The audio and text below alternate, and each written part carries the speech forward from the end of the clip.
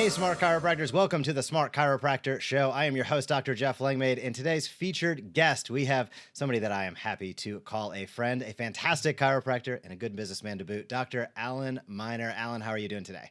I'm doing great, Dr. Jeff. Thanks for having me, brother. My pleasure. Now, full transparency, I am involved in Chiro Match Makers. I help out with the marketing. You are the founder and the current CEO, Chiro Match Makers. For docs out there that are unfamiliar with what exactly Chiro Match Makers does and how it can help their practice, what's the scoop? What does Chiro Match Makers do for docs out there?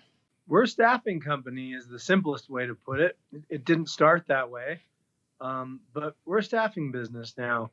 We started actually, what makes us unique, not just in chiropractic, but in all other fields, is we help our clients build out something we call an avatar. So it is a predictive behavioral assessment that looks at the 4 cornerstone behavioral traits that every human has exhibited in different ways.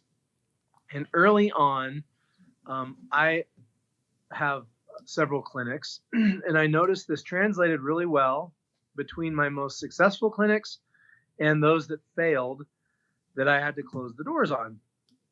And so initially, we would just use these tools to help doctors. And like I say, we actually do this outside of the profession, executive teams, sales teams, look at different teams and see, what's the makeup of people? How do they work? How do they fit together?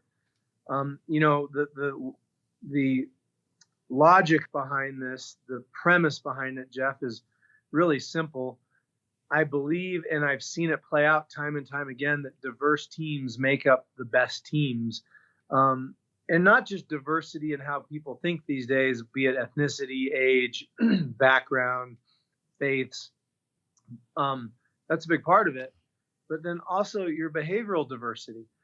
There's a tendency in organizations to hire everybody who is kind of the same and everybody gets along. And that usually makes for a more fun work environment.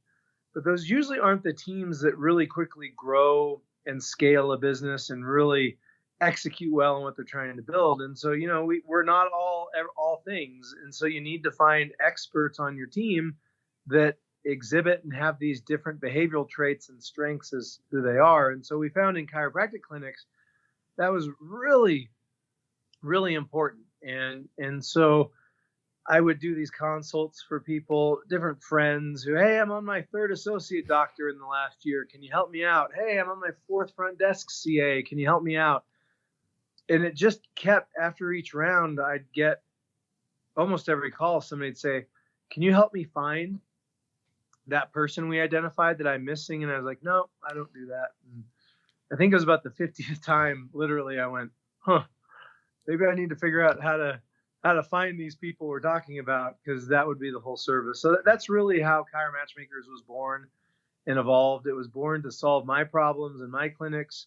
Friends started asking me to help them out, and then that grew into staffing, and that's where we find ourselves today.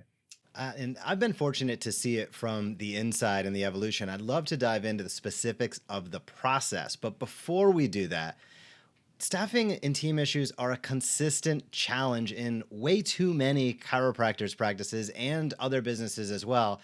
Why is this so endemic? Is this a chiropractic issue? Is this a healthcare issue? Is this just the way it goes? Why do so many of us have challenges hiring the right individuals to help us reach our ultimate vision? It's a great question, Jeff. And it is very endemic of the world right now and accelerated with COVID in the last 2 years, as they still don't have good data why it happened to such an extreme, but there's a lot fewer people in the marketplace looking for jobs anymore. And, I've read it was the incentives they gave people that maybe explains part of it, but a lot of people, once those incentives dried up, never came back to work. So, is it because moms are needing to be home more? Is it people retired early? I don't know, but it is, it's hard to find good people these days. I think the simplest answer I'd say, Jeff, is it's really important to find, and this sounds obvious maybe, but it's really important to find the right people for the right role that you have.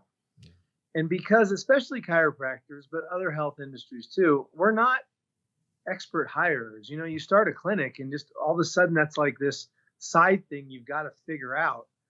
And, some people kind of can use their gut to get a little better results. But it's just we're not ever trained. How do you hire people? And there's truly an expertise to that process. What you're trying to find at the end of it, where the success lies, is I've really seen over the years, motivation does not work. You just can't motivate somebody. You can kind of pump them up and excite them, but motivation burns out. It doesn't last. And unfortunately, I see it in a lot of chiropractic offices is they'll bring on teams and either they'll try to do an incentive plan that seems like there's big dollars if the person does really well, or they'll try to use chiropractic philosophy to get them excited, or a technique, but regardless of who you are, motivation wears off. And what's left at the end of the day is, did you find the right person who really enjoys the work that you have?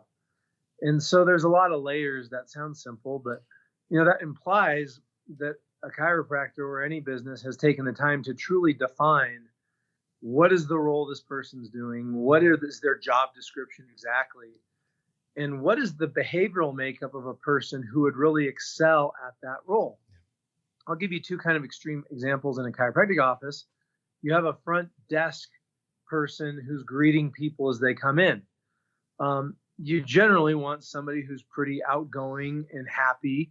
They're the face of the practice. You want somebody high energy. We use the term extroverted. The other example of that would be somebody who's in the back office all day doing the billing. Extroversion really doesn't matter, but I need somebody who's really, really detail oriented, who's great at repetitive tasks, who enjoys repetitive tasks, because I need them to sit there for 8 hours a day, essentially doing the same thing and not messing up. So again, there's a lot more nuance than this, but those are maybe two roles most people can appreciate that apply to a chiropractic office. Those are two very different people, typically from very different backgrounds. And too often, you put the person who would have been better in the back office at the front desk. And what happens is all of us, when we have to act opposite of our natural behavioral makeup, it ends up stressing us out and creating a big energy drain. And, we can fake it for a while, but the more you have to be somebody or something that's opposite of how you're wired, it's going to take a toll on you. So again, back to what I started saying is the key to hiring well is finding the right person who's really, really deeply hardwired in who they are, in their being, in their behavioral traits to do the work that you have. And when you find that fulfillment, that when you've had jobs that you really enjoy, you get up on time, you show up early. It's fun. It doesn't feel like work. Time flies by. Nobody's yelling in your ear to motivate you or give you a quote. It's because it's the work that you're, where your skill set comes together and who you are comes together, and maybe your life experience comes together. So that's why staffing is really important. And I think that's probably why it's done wrong. It's usually a gut thing. Our joke at Chiro Match Makers, it's like, hey, I like you, you like me, we like this technique, our philosophy is similar, let's work together. And the key here, Jeff, is this has been true for decades across all industries. People always hire for technical reasons, but they fire for the behavioral reasons. Anybody you fired, it's rare, I should say, that you go, you weren't able, you didn't bring the thing that I thought you brought in terms of your, you didn't know Microsoft Word or Excel well enough as you projected, I'm firing you. That's just not what it is. It's the behavioral makeup. It's how they end up relating with the team and the culture and the patients. And so that's really the key, to get that right, to have defined what the role is, what the job description is, and then to use tools and metrics to predict if the person you're bringing in is the best fit for that. And I'll tell you, Jeff, what maybe most chiropractors don't realize is this stuff's very measurable. And there's a very high level of sophisticated software that used to not even be software. I don't even know what the word is, technology. There are assessments that were developed back in the 50s and 60s. And, all these big Fortune 100 companies that have big HR departments can afford, these assessments are hundreds of thousands of dollars a year is what our license costs us. So it never made sense for a chiropractor. Like, I'm hiring once a year or twice a year. Why would I, I'll get it. If I even use an assessment, I'm going to use some online tool. And there's a lot of those out there, but there's this whole other layer that the Googles and Microsofts and, all the big companies use. And we actually have been able to bring that to the chiropractic profession where we can use this as a one-off. And it's really been the blue ocean part of our business. Is there's just no way a chiropractor would ever have access to this stuff. And so it helps us get it right. And we've been at it for almost 4 years now. And it's just amazing our stick rate with employees. Because when you do hire right, you get the right person in the right role, they're happy. You don't have to motivate them, and they don't leave. And so it's been, maybe bad for business because people aren't coming back hiring all the time, but it's great for business because when they do hire, they want to come back and use us. And, it's just a lot less stress when you're trying to run a chiropractic office, which is already a quirky, funny, unique, challenging business to begin with. It's really nice when you get the people part right so you can focus on all the other parts of it. So that's a long-winded answer to your question, but I think there's a lot of docs nodding along right now because they probably haven't considered the behavioral aspects of hiring. And after working with, placing hundreds of associate doctors and hundreds, if not thousands, of chiropractic assistants around the world, there's no question that you've been able to see things that you just can't see without that sort of volume. So for the docs out there that this sounds good, but they're still thinking, well, I need to hire somebody. I'll put $50 into a classified ad and hope for the best. What are some of the challenges typically associated with that approach, which is the common way that many docs historically have gone about staffing their practices? Yeah, it's quite frankly where we've benefited is it's a lot more hit and miss now. You used to be able to go put an ad out on Glassdoor or Indeed or something and have 200 applicants. Well, there's not 200 applicants now. So that's the starting point. Is it's just harder to find people, and that's where all of our tools can help assist folks. The next thing is, and most business people, owners can relate to this. You interview somebody, they seem great. You took the time to check out their resume and references, and then they get in there and you teach them and you train them, and then it's like a week later and you teach them and train them again, and then it's a week later and you teach them and train them on the same thing again, and you're starting to go, we've been through this a couple times. That's a very measurable quality. That's on another end of the spectrum called cognitive assessments, which we utilize as well. But that is painful. Most people had the experience of hiring somebody and you go through your systems and within a couple of weeks they're up to speed. And you've had other people where 3 months later, they're not getting it. And that's a measurable trait. So then if they're not getting it, they're costing you time and money because they're not doing everything. Or if you have to let them go, they're costing you even more time and money. An interesting factor these days, Jeff, is, most we can show you a lot of data that says it costs you anywhere from 3 to 5 times the person's salary when you have a mishire because of the time to train somebody, because of the bad image they might have put back on your practice, even just your practice members, your patients. When they see a revolving door of staff, it's just human nature to wonder, I wonder what's wrong with Doc. He must be a real a-hole to work with, or something. That's what it's very commonplace. But now there's this thing of Google reviews, and it's amazing how many docs' bad Google reviews, which live on for years, are influenced by a crappy employee. And so there's a lot of layers to this. The other thing is, at the end of the day, your area of expertise is caring for people as a chiropractor. And maybe you can take your time to place an ad and filter through resumes, but you're not an expert at it. You can also remodel your kitchen and save a lot of bucks, but unless you've really got that skill set and talent and expertise, it's probably not going to look so great. And so, when a doc looks at how their time and energy is spent and how they best utilize their time in business to bring back revenue, I guarantee it's not reading 200 resumes and calling 50 people for interviews. And a lot of docs take time to do that. And I mean, you're a doctor. Your job is to care for people, to educate people. It's your clinical expertise. And if you're over here doing these other parts of the business, you're generally leaking a lot of revenue because of that. And so be my answer to that. Again, it's there's this concept in Strength Finders, Jeff, that says if you take what you're really good at and do that, that's where you see exponential results. Yeah. You can take things you're not so good at and work really hard on them, and you kind of get better than not so good at it. But you never become amazing at it. And so, usually when you take your own strengths, and usually for doctors, those are your clinical skill sets, and you apply those, you're going to help more people, generate more referrals, make a lot more money than if you're sitting over here, like I said, trying to figure out how to hire somebody. So, unfortunately, there's a big trend in chiropractic where chiropractors are seeing that, and we benefit because a lot of them are like, wow, I never knew your service existed. And once they understand all the assessments and the testing we do, so that, the objective is they're sitting down with 2 or 3 people who are on paper a beautiful match. Now they can cut out all the crap and just figure out who's that next person I'm bringing onto my team to help me grow this thing. So that makes such a big difference. And this is a 2-part question I have for you. What are you seeing in terms of supply and demand? As you just said, sorting through, figuring it out, because this ties into the second part. So part 1, what are you seeing for supply and demand of chiropractic associates versus chiropractic owners?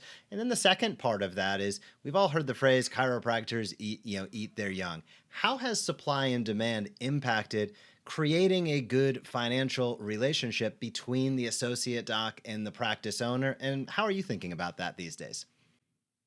Yeah, there's a definite scarcity of doctors available right now. By our estimate, it's roughly 5 jobs are open for every 1 associate doctor that is available. And we largely base that on our placement time, which as of this recording is running about an average of 125 days on associate doctors and 45 days on CAs. Those numbers in 2019 were a lot lower.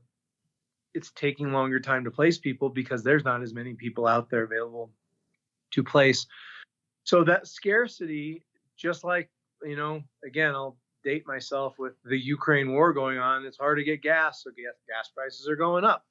Same thing's happening in chiropractic right now. It's harder to find people. So associates, for the first time in our profession, have a choice. They don't have to take the only job coming along. And I can tell you, every week we have a doc we send in somewhere, and they're interviewing for an $85,000, $90,000 job, and we hear back that they took the job that was paying $115 down the street, or they took the job paying $100 that also had health benefits coming along with it. So, and I think at the end of the day, that is healthy. These students are coming out with an average of $250,000 of debt. It's really important that they're making $125,000, $150,000 salary within a year or two to justify that education.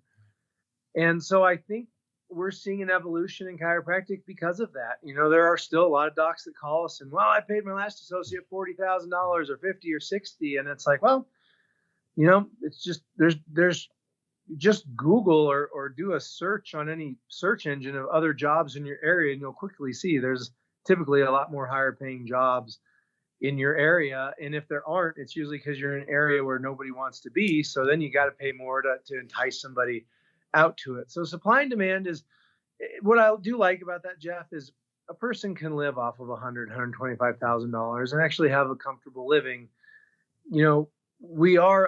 Our profession's going to have our back up against the wall a little bit if people come out with this big of a student loan and can't make a living on $70,000. Just the economics don't work out. It's why so many people have left the profession. But it now puts the pressure on the business owners, the chiropractors that own the businesses, to run more successful practices, to get their profitability up. I've noticed we don't see a lot of box on the wall, we used to see these big family, high volume practices, and, they'd average, they'd see a lot of people, but when you really broke down the numbers, they were averaging $20 a person. That doesn't really work anymore, So we're seeing a lot more profitable practices. They're averaging $50, $60, $70 across the board, if not more, on collections. And probably about a third of the clients that come to us, we actually turn away because they're just not ready to hire an associate. They just don't have the volume or the revenue. The truth is, at the end of the day, if you own the clinic and you've got to hire somebody, that money's probably money you're taking home for your household. You got to turn around and pay that to somebody to come buy your time back. And so you better have enough money there that you can give up $100,000 of your salary and still be fine. and not have it put a big crimp in your lifestyle. And I was guilty of that early on. I didn't understand those economics. Nobody explained it. And I hired my first associate, and that was $75,000 less money that I was making all of a sudden. And so then I started expecting him to grow the practice, almost resentful. And he was what we call a caregiver, very detail oriented person who in no way was wired to go out and market and promote a practice. So then my frustration was growing with him because he couldn't go attract like I could. And anyways, we've seen that cycle. And anyways, so to wrap it up, I think what's happening is probably beneficial for our profession. It's going to be painful for some clinics in the short term, but everybody's got to raise their game. And just like Google did, you can't suck with Google reviews anymore. You're going to go out of business. So everybody had to raise their game because of it. Yeah. There's definitely some positive side effects of that. Alan, I wanted to close with a question for so many docs out there that have never utilized staffing or recruiting in the past. Can you explain just a little bit, high level, what does the process look like? What can a doc expect if he or she reaches out to Chiro Match Makers? They're looking to hire a CA or a DC. How's the process work? Sure. I mean, the first question really is you got to look at what happens if you get this wrong and put a dollar value on that so you have some context for this conversation. You get an associate wrong, I mean, it's a $100,000, $200,000, $300,000 misstep. I've been there and can attest to that. So you've got to make sure you get this right on the front end, because of all the things you invest in, including your building, it's your people that you're going to spend the most money on. And, you wouldn't go buy a house without an inspection, without doing your due diligence. And a lot of people make that mistake on the people they hire. And this person could be with you for 10 years. It's a big investment. You want to make sure you get it right on the front end. So, we get on the phone with folks looking for CAs, looking for short-term coverage, locum doctors, looking for full-time associates. And we'll always, happy to get on to do a consultation call and answer their questions and go into details. And then if they decide to engage us, the process starts from there. On the associate side, we go through a discovery process to really build out and define and look at the job description, the avatar of who we're bringing on. We need to be clear on that with the owner. And then if that all goes well, we move into the hiring portion of it. Our rates are not just chiropractic, but all other industries as low as any rate for staffing that you'll find. The standard on staffing is 30% of the first year salary. There's some companies that might do it for 25%, and you'll find some, Walmart style places that'll do it for 20%. So if you're paying somebody $100,000, that's a $20,000 price tag. We do it for about a third of that. So, and with the level of technology we bring in, which all of those other headhunters don't do, it's really differentiated us. So is there a cost to it? Absolutely. But, the upside of your time and what's happening with, if you get it wrong, and the expense and energy and time drain. So that's the overview of it. And, it varies on where in the location and whatnot, but that's kind of a broad answer for that question. Yeah, that's the process. What I've seen from behind the scenes is the process is just so dialed in a way that many docs have never even considered their own hiring process. So to have the entire team out there in Albuquerque, recruiters, staffing specialists, really focusing on each practice makes all the difference in the world. You layer on the behavioral assessments, the technology, and it just changes the game. And kudos to you, because I've seen this business continue to grow, which to me is a testament to the need of so many chiropractors out there to hire better, to connect with people at a higher level, to build more sustainable teams over time. Where can docs learn more, Alan? Where's the best place for docs to head to? And also, don't want to be remiss, for those associates to be, the talent out there, maybe looking for that next career opportunity, should they head to the same place, or where can docs learn more about Chiro Match Makers? Yeah, we have a team of 20. And so it's not just, a couple of us running this thing. There's a whole team you get when you engage with us. And that's maybe one of our secret weapons of how we help people and do this well. We have a great team. chiromatchmakers.com. That's the website. I think we come up if you type in just about any combo of thanks to your work, Jeff, any combo of chiropractor staffing, associate doctor staffing, CA staffing, but chiromatchmakers.com is a website. And whether you're looking for a job or you're looking to hire somebody, you'll find it easy to find where you need to go once you hit our homepage. Again, thank you to your genius marketing. And for all those people, I'll give a plug. We knew we had what we do out to the world, and we were fortunate enough, Jeff, to coax you over to behind the scenes to help us out with what we're doing. And just as your work with chiropractor and evidence-based chiropractor was evidence of your abilities. I thank you for that publicly, because we would not be helping the doctors we are if they didn't find us, and you really helped us to do a better job of that. So thank you. Oh, thank you. My pleasure. And docs listening and watching, if you are looking to build and grow your team this year or next, it's never too early to start the conversation. Head over to chiromatchmakers.com. And if you're looking for the next step, the next opportunity, we have many available, and there's a lot of fantastic opportunities out there for chiropractors. So chiromatchmakers.com. Alan, thanks for coming on, sharing the news as far as staffing, recruiting. I know there's a lot of pearls that you drop, so docs, also rewind this, listen back, get a better understanding, look at your processes for how you are currently hiring and the results that you're getting.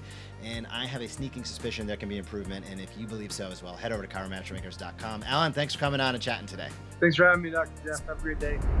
Thank you so much for watching this video on The Smart Chiropractor. To not miss a single thing that's clinically oriented, marketing oriented, or more, be sure to subscribe to our YouTube channel today.